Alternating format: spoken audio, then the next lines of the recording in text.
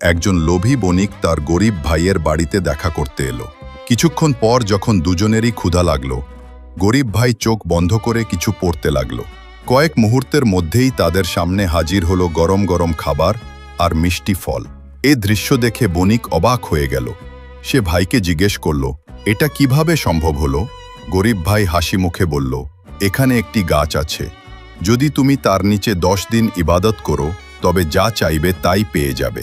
এ কথা শুনে বণিকের মনে লোভ জন্মালো। সে সঙ্গে সঙ্গেই সেই গাছের নিচে গেল, দিন রাত ইবাদত করতে লাগলো। 10 দিন পূর্ণ হওয়ার পর তার সামনে হাজির হলো এক জিন। জিন নরম স্বরে বলল, হে মানুষ, বলতো তুই কি চাইছিস?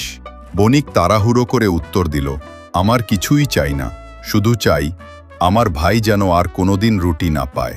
জিন দুঃখভরা কণ্ঠে বলল, মানুষ, তুই চাইলে নিজের ধন দৌলত বাড়াতে পারতিস, নিজের জন্য সুখ সমৃদ্ধি চাইতে পারতিস, কিন্তু তোর মন এত ছোট যে তুই নিজের ভাইয়ের রুটিটুকুও সহ্য করতে পারলি না। যদি মানুষের হাতে রোজি রুটি থাকত তাহলে দুনিয়ায় কোনো মানুষই বেঁচে থাকত না।